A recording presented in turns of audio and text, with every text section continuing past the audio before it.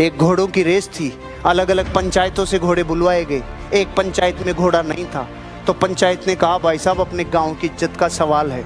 उन्होंने बोला क्या किया जाए कि घोड़ा नहीं है, गधे को तैयार करो। अब उन्होंने पूरे गांव ने ढूंढा, गधों में हड़कंप मच गया और मरवा दिया, रे घोड़ों में भेजेंगे। गधों में हड़कंप मच गया, लेकिन फिर भी जो हृष्ट पुष्ट था ना गधा, थोड़ा सा घोड़े जैसा लगने वाला, उसको लिया।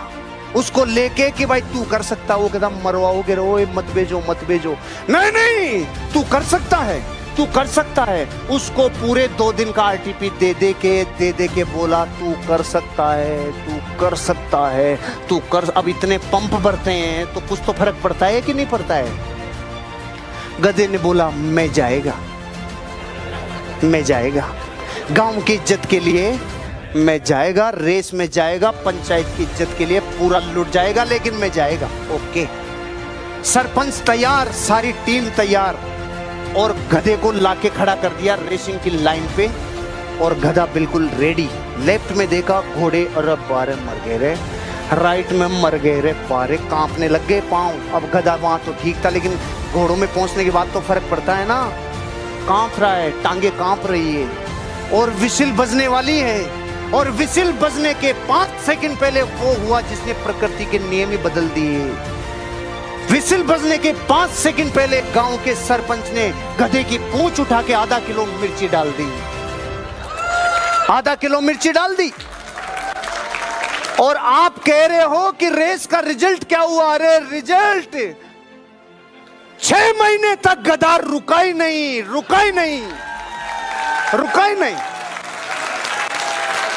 नहीं।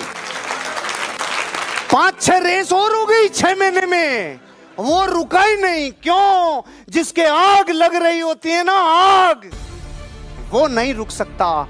एक गधा भी घोड़ों को हरा सकता है जब डिजायर अपनी तड़प पे होती है। इस कहानी का मैसेज ये है, अगर जिंदगी में आप भी कुछ कर गुजरना चाहते हो, अपनी डिजायर को थोड़ा होले अब थोड़ा सा आंच देना चालू करो। लेते हैं, गौरव ने एक मनौती मानी।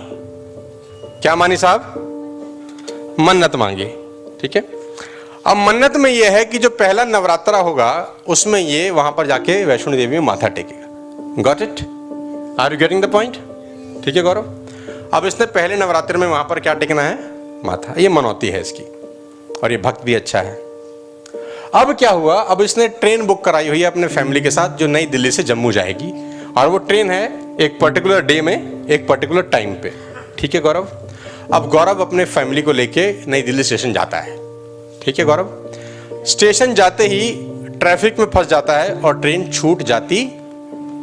ऐसा हो सकता है। अब ट्रेन छूट गई, अब ये क्या करेगा? मैं इससे पूछना चाहता हूं, क्योंकि इसने मनौती मानी है कि मुझे जाना है। क्या करेगा गौरव? गाड़ी बुक कराऊंगा, टैक्सी बुक कराऊंगा और निकल जाऊंगा। टैक्सी बुक कराऊंगा जम्मू तक, और आपको पता चलता है कि आज टैक्सी की हड़ताल है। आपको पता चलता है और तो सडन कि आज टैक्सी की स्ट्राइक है। बस में निकल जाऊंगा। आप बस में निकलते हैं, चलो फॉर द, आपका दिन बड़े अच्छे थे, बस की स्ट्राइक नहीं थी, आपने बस ली और आप बस में चले, और जैसे आप करनाल पहुंचे बस के आगे के 2 टायर पंचर हो गए। आप क्या करोगे?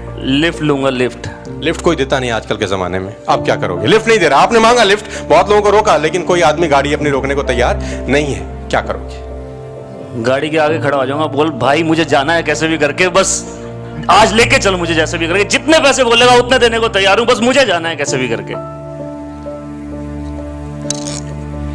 एक 400 किलोमीटर की यात्रा के लिए ये माइंड लगाता है कि मैं कैसे पहुंचूं।